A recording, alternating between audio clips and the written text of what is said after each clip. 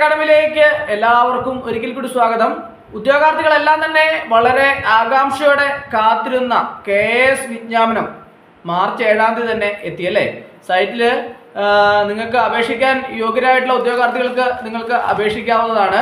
അപ്പോൾ അതിനെക്കുറിച്ചാണ് ഇന്നത്തെ ക്ലാസ്സിൽ നമ്മൾ ചർച്ച ചെയ്യാൻ പോകുന്നത്. ധാരാളം കാര്യങ്ങൾ ചർച്ച ചെയ്യാനുണ്ട്. ധാരാളം വയസ്സിളവുകൾ, വളരെയധികം വയസ്സിളവുകളുണ്ട്. അപ്പോൾ ഈ വയസ്സിളവിനെ സംബന്ധിച്ച് വ്യക്തമായ ധാരണയില്ലാത്ത ഉദ്യോഗാർത്ഥികൾക്ക് അത് അപേക്ഷിക്കാൻ പറ്റാത്ത സാഹചര്യം ഉണ്ടാവും. ധാരാളം ഉദ്യോഗാർത്ഥികൾ എന്നെ വിളിക്കാറുണ്ട്. അതുകൊണ്ട് തന്നെയാണ് വിശദമായ ഒരു ക്ലാസ് ഞാൻ നിങ്ങൾക്ക് വേണ്ടി ഇന്ന് അറേഞ്ച് ചെയ്തത്. അപ്പോൾ നമുക്ക് KS വിജ്ഞാപനം അതിനെക്കുറിച്ച് നമുക്ക് വിശദമായിട്ട് നോക്കാം. അപേക്ഷിക്കാനുള്ള അവസാന തീയതി 2025 ഏപ്രിൽ 9-ാം തീയതിയാണ്. യോഗ്യത എന്താണ്? യോഗ്യത ബിരുദമാണ്. അപ്പോൾ ഇതിനെ സംബന്ധിച്ച്, യോഗ്യതയെ സംബന്ധിച്ച് ഞാൻ ഒരിക്കൽ കൂടി പറഞ്ഞുതരാം. ആദ്യം നമുക്ക് അതിനെക്കുറിച്ച് ഒന്ന് KS വിജ്ഞാപനത്തെക്കുറിച്ച് നമുക്ക് വിശദമായിട്ട് ആദ്യം ഒന്ന് നോക്കിയതിന് ശേഷം യോഗ്യതയെക്കുറിച്ചും വയസ്സിളവിനെ കുറിച്ചും ഞാൻ പറയാം. അപ്പോൾ അപേക്ഷിക്കാനുള്ള അവസാന തീയതി 2025 ഏപ്രിൽ 9 യോഗ്യത ബിരുദമാണ്. അതുപോലെ തന്നെ ഒഴിവുകൾ 31. അതിൻ്റെ അകത്ത് സ്ട്രീം 1-ന് 11, സ്ട്രീം 2-ന് 3, സ്ട്രീം 3-ന് 10 ഒഴിവുകൾ ഉള്ളത്. അങ്ങനെ 31 ഒഴിവാണ് ഉള്ളത് മൊത്തം. പ്രിലിമിനറി പരീക്ഷ 2025 ജൂൺ 14-ാം തീയതിയാണ്. 100 മാർക്ക് വീതമുള്ള 2 പേപ്പർ. അതുപോലെ തന്നെ മെയിൻ പരീക്ഷ 2025 ഒക്ടോബർ 17-18 100 മാർക്ക് വീതം 3 പേപ്പറാണുള്ളത്. അതുപോലെ തന്നെ ഇന്റർവ്യൂ 2026 ജനുവരിയിലാണ്. റാങ്ക് ലിസ്റ്റ് 2026 ഫെബ്രുവരി 16-നാണ് റാങ്ക് ലിസ്റ്റ് വരുന്നത്. റാങ്ക് ലിസ്റ്റ് കാലാവധി 1 വർഷമാണ്. 2019 അപേക്ഷകർ എത്രയാണ്? 5,77,444 പേരാണ് 2019 അപേക്ഷകർ. അപ്പോൾ ഇത്രയുമാണ് KS-നെ കുറിച്ച് ഒറ്റ നോട്ടത്തിൽ. ഇപ്പോൾ പരീക്ഷാ തീയതി എല്ലാം അറിഞ്ഞു, പരീക്ഷയ്ക്ക് എത്ര പേപ്പറാണെന്ന് അറിഞ്ഞു, യോഗ്യത എന്താണെന്ന് അറിഞ്ഞു. ഇങ്ങനെയുള്ള കാര്യങ്ങളെ കുറിച്ചൊക്കെ തന്നെ നിങ്ങൾക്ക് വിശദമായിട്ട് മനസ്സിലാക്കി. ഇനി നമുക്ക് ഇതിൻ്റെ സാധാരണ യോഗ്യതയെ സംബന്ധിച്ച് ബിരുദമാണ് യോഗ്യതയെന്ന് എല്ലാവർക്കും അറിയാം അല്ലേ.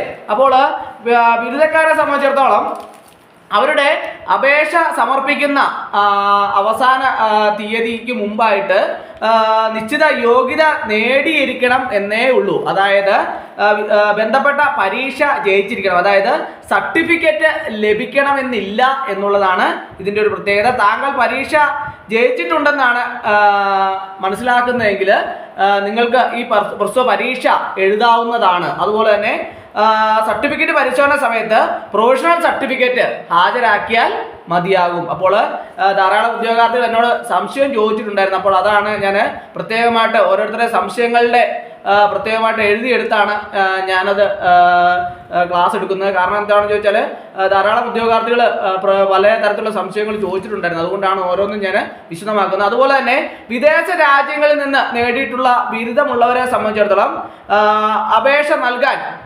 തടസ്സമില്ല എന്നുള്ളതാണ്. സർട്ടിഫിക്കറ്റ് പരിശോധന സമയത്ത് PSC ആവശ്യപ്പെടുകയാണെങ്കിൽ കേരളത്തിലെ ഏതെങ്കിലും സർവകലാശാലയിൽ നിന്ന് നേടിയ തുല്യതാ സർട്ടിഫിക്കറ്റ് ഹാജരാക്കേണ്ടതായിട്ട് വരും. അപ്പോൾ അതുപോലെ തന്നെ ഉയർന്ന യോഗ്യതയെ സംബന്ധിച്ച് ഇപ്പോൾ ഉയർന്ന യോഗ്യതയ്ക്ക് പ്രത്യേക ഇളവുകൾ വല്ലതും ഉണ്ടോ എന്ന് ഉദ്യോഗാർത്ഥികൾ ചോദിച്ചിട്ടുണ്ടായിരുന്നു. അപ്പോൾ KS-ന്റെ അടിസ്ഥാന യോഗ്യത എന്ന് പറയുന്നത് ബിരുദമാണ് അല്ലേ. അപ്പോൾ ബിരുദത്തെക്കാൾ ഉയർന്ന യോഗ്യത നേടിയവർക്കും ഇതിലേക്ക് അപേക്ഷ സമർപ്പിക്കാവുന്നതാണ്. പക്ഷേ അവർക്ക് മുൻഗണന ഒന്നും ലഭിക്കുകയില്ല എന്ന് എല്ലാവരും മനസ്സിലാക്കണം. മെയിൻ പരീക്ഷയിൽ ഇന്റർവ്യൂവിൽ ലഭിക്കുന്ന മാർക്കിന്റെ അടിസ്ഥാനത്തിലാണ് റാങ്ക് നിർണ്ണയിക്കുക. അതുപോലെ തന്നെ ഇനി ഇതിൻ്റെ വയസ്സിളവിനെ സംബന്ധിച്ച് ഒരു പ്രധാനപ്പെട്ട കാര്യങ്ങൾ മനസ്സിലാക്കാനുണ്ട്. വയസ്സിളവിനെ സംബന്ധിച്ചിടത്തോളം 21 to 32 KS-ന്റെ പ്രായപരിധി എന്ന് പറയുന്നത്. അപ്പോൾ അതിനകത്ത് OBC-ക്കാർക്കും SC/ST-ക്കാർക്കും അവരുടേതായ വയസ്സിളവ്. SC/ST-ക്കാർക്ക് 5 വർഷത്തെ വയസ്സിളവും അതുപോലെ തന്നെ OBC-ക്കാർക്ക് 3 വർഷത്തെ വയസ്സിളവും ഉണ്ടായിരിക്കുന്നതാണ്. അതായത് OBC-ക്കാരെ സംബന്ധിച്ചിടത്തോളം 35 വയസ്സ് വരെയും SC/ST-ക്കാർക്ക് 37 വയസ്സ് വരെയും ഉള്ളവർക്ക് അപേക്ഷ സമർപ്പിക്കാവുന്നതാണ്. കൂടാതെ ഇനി അടുത്തത് കൂടാതെ വേറെ വയസ്സിളവ് ഉള്ള ആൾക്കാരെന്ന് പറഞ്ഞാൽ ഭിന്നശേഷിക്കാരാണ്. ഭിന്നശേഷിക്കാർക്ക് 4% സംവരണമാണ് ഉണ്ടാവുക. അതിൽ കാഴ്ച, കേൾവി, സംസാരം എന്നിവയിൽ ഭിന്നശേഷി ഉള്ളവർക്ക് ഉയർന്ന പ്രായപരിധിയിൽ പരമാവധി 15 വർഷം വരെയും അസ്ഥി സംബന്ധമായ ഭിന്നശേഷി ഉള്ളവർക്ക് പരമാവധി 10 വർഷം വരെയും ഉയർന്ന പ്രായപരിധിയിൽ ഇളവ് ലഭിക്കുന്നതാണ്. അതുപോലെ തന്നെ ഉയർന്ന പ്രായപരിധി 50 വയസ്സിൽ കവിയാൻ പാടില്ല. അത് പ്രത്യേകം നോട്ടിഫിക്കേഷനിൽ കൊടുത്തിട്ടുണ്ട്. കൂടാതെ ഇനി അടുത്ത് വിധവകളെ സംബന്ധിച്ചിടത്തോളം വിധവകൾക്ക് KS പ്രത്യേക സംവരണം ഒന്നും ലഭ്യമല്ല. എന്നാൽ ഉയർന്ന പ്രായപരിധിയിൽ 5 വർഷത്തെ ഇളവ് അനുവദിക്കുന്നുണ്ട്. അതായത് ഉയർന്ന പ്രായപരിധി എന്നാൽ 50 വയസ്സ് കവിയാൻ പാടില്ല എന്ന വ്യവസ്ഥയ്ക്ക് വിധേയമായിട്ടായിരിക്കും ഈ ആനുകൂല്യം ലഭിക്കുക. EWSനെ സംബന്ധിച്ചിടത്തോളം സംവരണം KS തെരഞ്ഞെടുപ്പിന് ബാധകമാണ്. അതുപോലെ തന്നെ എന്നാൽ മറ്റു സംവരണ വിഭാഗക്കാർക്ക് ലഭിക്കുന്ന പോലെ ഉയർന്ന പ്രായപരിധിയിൽ ഈ വിഭാഗത്തിലുള്ളവർക്ക് ഇളവ് അനുവദിക്കുന്നതല്ല. അതുപോലെ തന്നെ സംവരണ വിഭാഗക്കാർക്ക് പ്രായപരിധിയിൽ ഇളവ് അനുവദിക്കുന്ന കാര്യം ഞാൻ പ്രത്യേകം പറഞ്ഞിരുന്നു. അത് പ്രത്യേകം ഓർക്കണം. OBC-ക്കാർക്കും SC/ST-ക്കാർക്കും അവരുടേതായ പ്രായപരിധിയിൽ ഇളവ് ഉണ്ടായിരിക്കും. അതുപോലെ തന്നെ വിമുക്ത ഭടന്മാരെ സംബന്ധിച്ചിടത്തോളം അവർ ധാരാളം പേര് വിമുക്ത ഭടന്മാർ എന്നോട് ചോദിച്ചിട്ടുണ്ടായിരുന്നു. അവർക്ക് പരമാവധി പ്രായപരിധിയിൽ അവരുടെ പ്രതിരോധ സേനയുള്ള സേവനത്തിന് തുല്യമായ കാലത്തോളം പ്രതിരോധ സേനയിൽ നിന്ന് വിരമിച്ച ശേഷം തൊഴിലില്ല കാലത്തിൽ പരമാവധി 5 വർഷം വരെയും ഇളവ് അനുവദിക്കുന്നതാണ്.